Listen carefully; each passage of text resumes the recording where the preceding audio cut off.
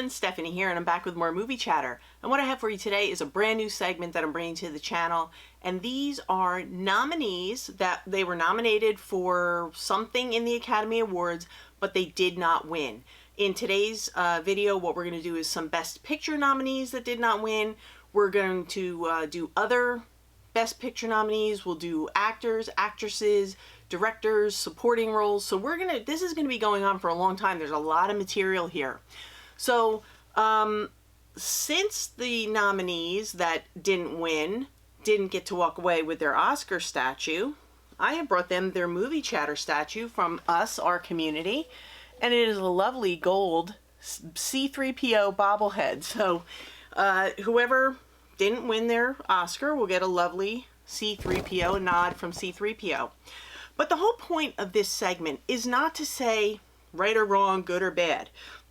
It's really just to start a conversation. It's a conversation starter for us, the community. Was it a good choice? Was it a bad choice? Or was it a choice that maybe just didn't age poorly?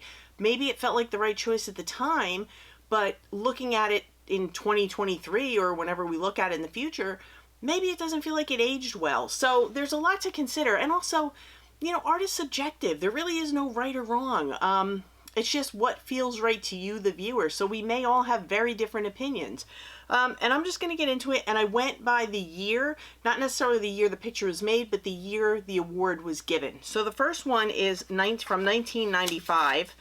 And I figured we'd start strong. A lot of these ones for this first segment, because we're getting our footing here, these are pretty well-known films. So just films that we would talk about in an everyday conversation. This first one from 1995 stars Tim Robbins, Morgan Freeman, and the movie is The Shawshank Redemption. Now this is a fantastic film, and anybody you talk to has seen this, really loves this film. It is a film about prison, two men in prison, their friendship, the years they spend together, and you know it. We've probably all seen it. If you haven't seen it, stop this video now and go watch this movie. To this day, I believe this is still in the #1. It still holds the #1 position for the most liked film, the most popular film of all time on IMDb. And I believe it's from both audience and critics. Last time I checked, it was still at #1, but go do your own research and take a look at it. But I would have thought that this would have won hands down. And it lost to Forrest Gump. Now, I like both of these films. However, to me, Forrest Gump feels like a very safe choice. It feels like a film that's, it doesn't make waves. It kind of appeals to a broad audience. It's a very nice film. Tom Hanks is a very popular actor. His character was very well liked, very quotable. A lot of quotes came out of this movie. Still, people are still quoting this movie. Like I said, this felt like the easy, safe choice. Where this movie is a little more gritty, a little more tough. It tackles issues that maybe Hollywood isn't as comfortable with, like prison life, things that go on in prison, and you know, how people get through all these years together, you know, to serve their time. But I just feel like this was a less comfortable pick for the Academy Award, and I think Forrest Gump felt like a safe pick. What do you guys think? Talk to me in the comments. Let me know. Do you think it was the right choice? I think either film holds up. I've watched them both recently. They both hold up fine. I just think that Shawshank is the better picture, but that's just my personal opinion. Now, in 1999, Tom Hanks was a nominee again. However, he was on the other side in the epic war film Saving Private Ryan, who many people believe is one of the best war movies of all time. But again, it's this material, it's this raw, brutal, gruesome at times, bloody war movie that maybe Hollywood doesn't embrace all the time. They certainly don't embrace horror. They don't embrace horror actors or films. Not big fans of it. So why wouldn't they pick this film? Because they chose Shakespeare in Love. How do you even compare these two? They're not even in the same category. Shakespeare in Love is a nice, easy pick. It's a nice, easy movie. This is a very difficult movie for a lot of people to watch. I think this movie aged fantastically. I think it looks as good today, and it watches as good today as it did the first time I saw it. It is brutal to watch. It is bloody and gory in parts. It's tough. It's war. War is hell. This will always be a very easy movie to watch, but I don't know that this is one that I'm going to grab for on the shelves. These two are sitting side by side. I'm grabbing this one all day long. Let me know who gets C-3PO and who gets the Oscar. We can change history here. You never know.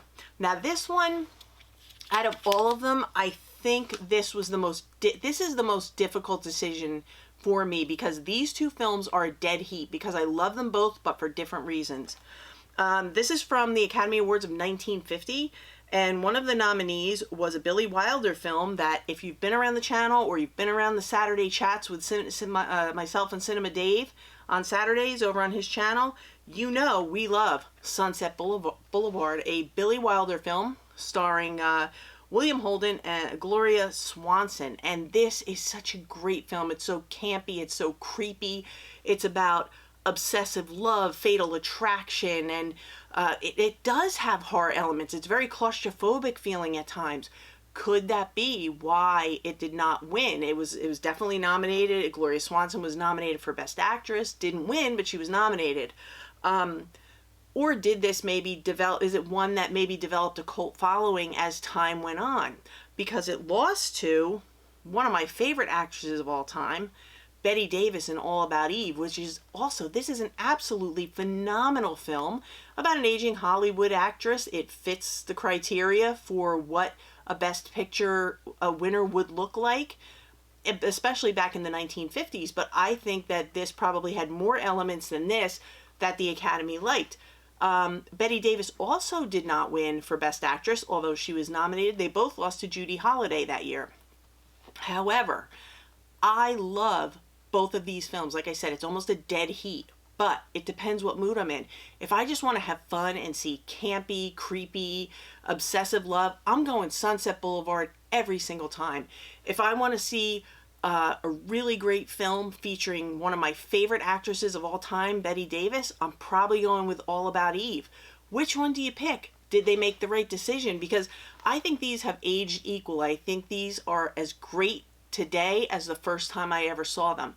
So this is a really tough call for me. I don't know that they necessarily got it wrong, but I definitely think I lean a little bit more towards Sunset Boulevard as far as the fun factor. But I don't know if that's what they're looking for. So you tell me what you think down in the comments. Because I don't know, maybe Sunset Boulevard didn't hit as hard as All About Eve. Maybe it just has developed a cult following over the years. It remains to be seen. But now this next one, the Academy Awards from 1991, this was a shocker to pretty much everyone when Goodfellas was nominated and did not win Best Picture. I don't know how that happened. I couldn't believe that it didn't win Best Picture. It had just won at the BAFTAs. It won Best Picture at the BAFTAs. And I think even in an early video, like way in the beginning of my channel, I mistakenly said it won Best Picture and I forgot to put BAFTA in there. But it did. It lost at the Academy Awards to Kevin Costner with Dances with Wolves. And this runtime is about 180 something minutes. This one's like 140 minutes. But this is one where I do not feel the runtime. As many times as I've seen Goodfellas, I don't feel the runtime. Every time I watch Dances with Wolves, I feel like I am dragging through the runtime. This feels as long or longer than it is. Don't get me wrong. It is a beautiful movie about a Civil War, I believe he's a lieutenant who he's injured and he's on this post and he kind of becomes friendly with Sioux Indians and he fits in with them. And it's a really beautiful movie. It's a beautifully told story. The cinematography is gorgeous. It's an epic movie. It's a great movie. Kevin Costner also won for Best Director over Martin Scorsese. I don't know. I don't think this is any contest. I think Goodfellas wins all day, every day. I think it's amazing. I do, however, believe that this Dances with Wolves and what they did here fits whatever the blueprint is for Best Picture more so than a violent mob movie did in 1991. So I just think that this was maybe a little too much for the Academy at the time. I don't know, I could be wrong, but I feel like this one holds up every single time I watch it. It feels like the first time. Doesn't feel like it aged at all. It feels like it could have been made yesterday. Dances with Wolves is not one that I watch very often at all. I think I've seen it maybe once in the last 3 to 4 years, if that. So I'm going with Goodfellas. You guys tell me what you think. I mean, it could just be that Hollywood doesn't like violent, gory films with, and especially anything with, we know they don't like horror. So I don't know. Does violence and gore in a mob movie fit? I don't know. Now this next one is from 1997, and again we have a movie. This one could have developed a cult following after, as opposed to the more traditional audience, but it's a film by Joel and Ethan Coen, and it is Fargo. And this was one of the nominees for Best Picture in 1997. This is a great movie. It's fantastic. Again, it's another one that I can put in anytime, anywhere. It holds up. It feels fresh. It feels new. I watch it. I'm never checking my watch, never checking the time left on the movie. I love this movie, but it's about criminals. It's about violence. It's about crimes being committed. It's about people who would kidnap their own spouse, have their own spouse kidnapped for money. I mean, this is a crazy, crazy film. And it lost to The English Patient, which is a sweeping epic, a romantic epic. And this is a film that is very dramatic, very dramatically paced. It's heavy in dialogue. It's a beautiful movie. I really do like The English Patient, but I definitely have to be in the mood to watch something of this scale that is this dramatically paced. It's a big, big, big story that they're telling. And it's definitely one that pulls at the heartstrings. And I don't know, I just feel like maybe this big story fit more so with their blueprint of what a best picture is, as opposed to some criminals putting someone through a wood chipper. I don't know, you tell me. But if I have to sit down and I just have to make a split-second decision, I'm going with Fargo every single time because it holds my attention, it's fast-moving, and I just think it's great, and it stands the test of time. So you tell me, was it the right choice, wrong choice, or something that just didn't age well? I don't know. And again, Fargo could be one of those movies that developed a cult following over time. I don't know. Now, this next one shocked me, but I think it'll shock a lot of people. It's from the awards from 1998, and I'm sorry, you'll have to excuse me if I don't call this A New Hope, but I call it Star Wars, because when I was growing up and I saw this in the theater the day it opened, it was Star Wars. It was Star Wars every time we saw it. I don't know when it became A New Hope. Maybe when the prequels started? You guys tell me. But I will always call this Star Wars. And I don't know. It was a nominee. It didn't win. Did they just not know what they had on their plate? Did they just not know what this was going to launch? Like, what was going to come out of this movie? And what an amazing franchise this was about to start. And what an epic franchise this was about to start. And how much money it was going to make. And how many people were going to follow this well into recent days. So this was an amazing film. It was a game changer. It was like nothing we ever saw. Everybody wanted to see it. People saw it multiple times. I mean, Kelly saw it 12 times in theater. That's amazing to me. I can't believe Kelly saw anything 12 times, let alone in a theater. That's how good this is. And it lost to Woody Allen and Diane Keaton in Annie Hall. Now, I think this is an example of something that didn't age well, because you put this together today. If these are the only two films, Star Wars is winning every time. We know Woody Allen.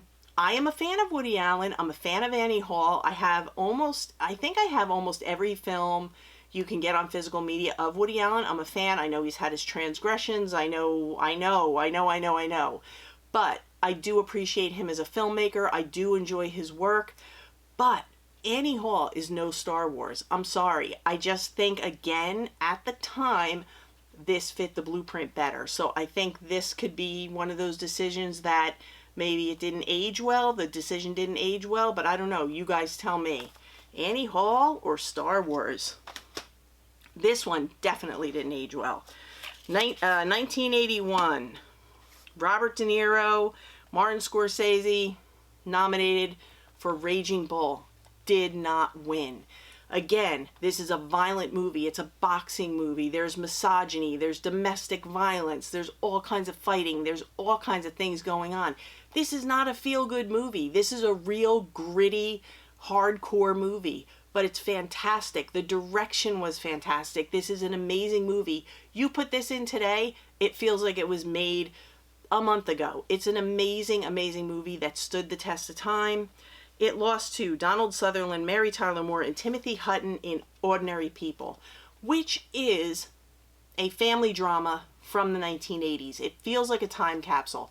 You watch this and this together, this feels like a time capsule of like a typical 1980s family going through some terrible trauma. And when I got this, Paramount Presents released this not long ago, I think within the last year, and I rewatched it because I hadn't seen it in years. I don't even know if it was available on physical media. It may have been totally out of print, but when I rewatched it, because I remember seeing this on cable over and over and over again when it first came out in 1980 is when it came out, and I remember seeing it over and over and over. I was like, wow, that did not age well. This did not age well. But when this came to 4K and Criterion, I was as excited about this as the first time I saw it. So I think, first of all, I think this was the clear winner to begin with. But I also think it's a case of this did not age well, and this is definitely standing the test of time. So you tell me what you think in the comments. Give me your thoughts. I want to hear everything. As long as, you know, be nice. But this is my first try at this. This is kind of a rough draft. We're doing our best here. But anyway, moving on to 2021. And we have a beautiful film called Minari. Now, this is a film about a family who wants nothing more than to pursue the American dream. They move here. The father wants to start a farm. He wants to grow vegetables and sell them to these specialty markets. He's got his family living with him, and it's just a beautiful film. It's a multi-layered film. It's a film about different cultures pursuing the American dream. They have some really heartfelt moments. They go through some really difficult things. And then there are just some things that are downright funny, especially where the little boy and the grandmother are concerned. That dynamic. I just fell in love with this film the moment I saw it. I believe it came out right before the Academy Awards aired. So I don't know that everybody had the chance to see this, but I think this is a beautiful, beautiful film. And it would be my pick every single time now. It lost to Nomadland, which I really do like Nomadland. I liked it when it first came out. I like it now. I enjoy it. I don't think it compares with Minari. But the reason, part of it is that this is very slow moving. It's a very quiet film.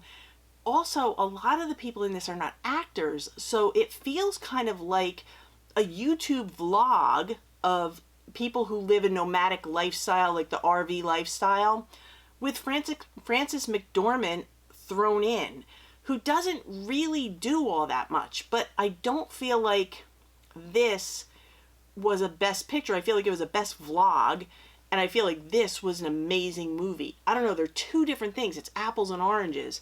But I really do like Nomadland, but I love, love, love Minari. Tell me what you think, because this is another one. This was a very, very popular film. A lot of people were happy to see it win.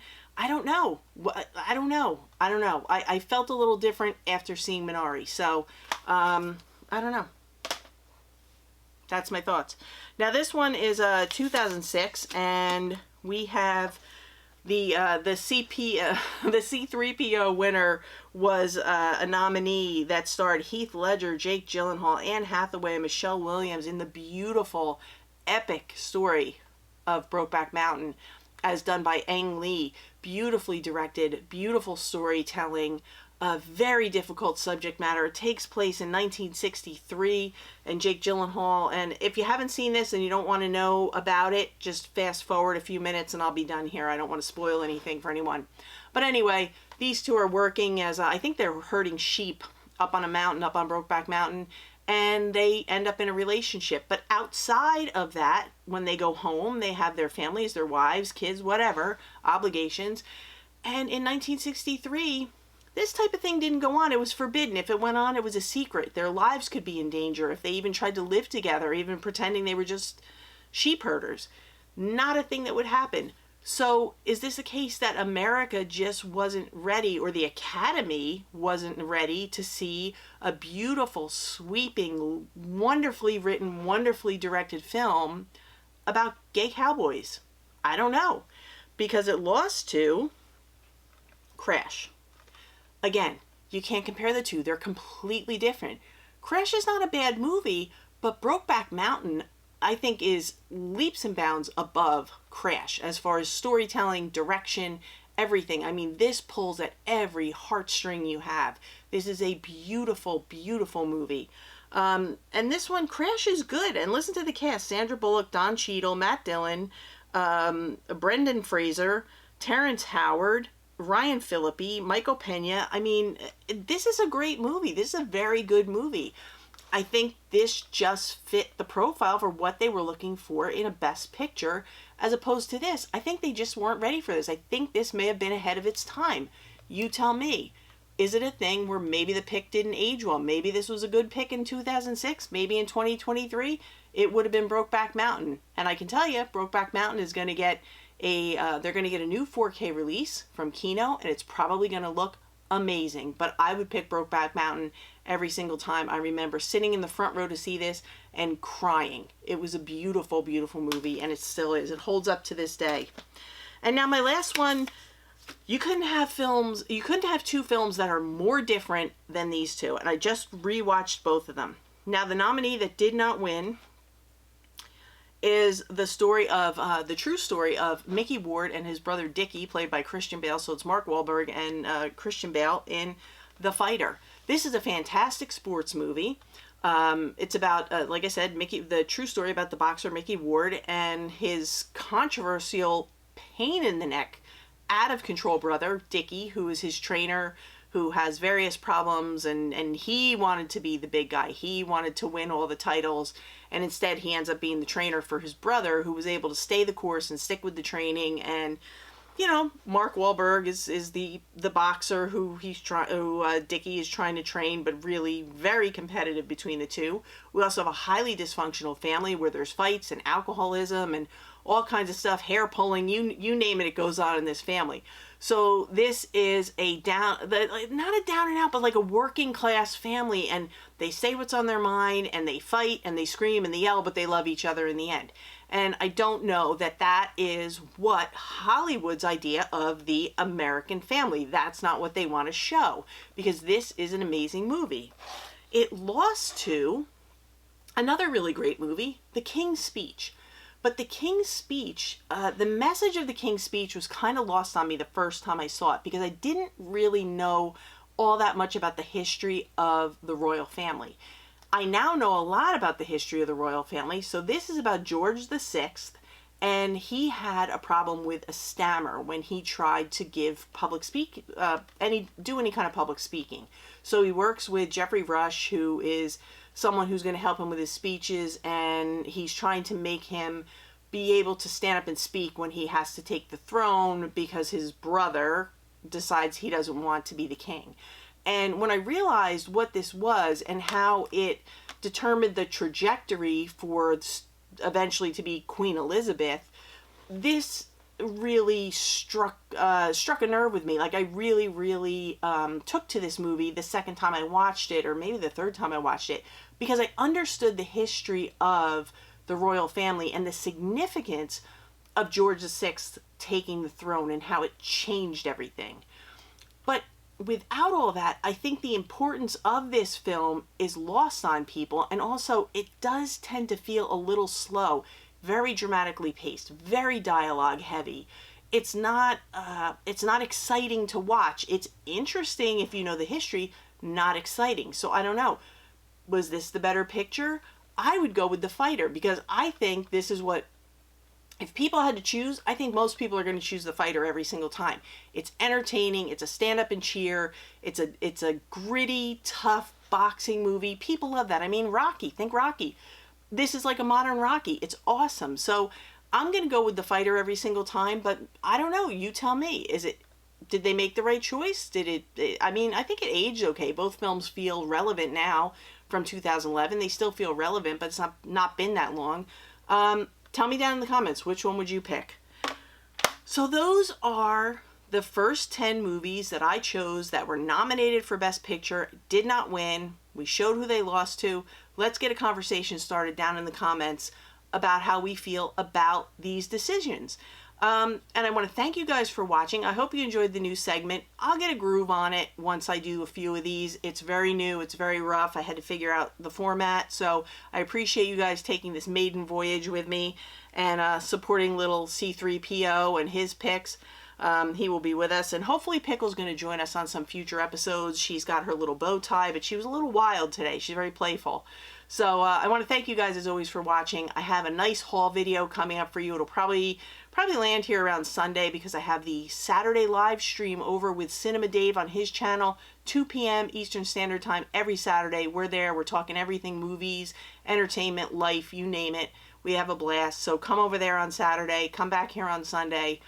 If you enjoyed this, please give me a thumbs up. Comments, recommendations, suggestions in the comments. Let's get a conversation going about these topics. If you enjoy this type of thing, interactive content, Blu-ray hauls, collection updates, whatever, please consider subscribing and hit the notification bell so you know when I upload again. And for now, I'm going to go upstairs and play with my kids and have something for dinner. So that's a wrap.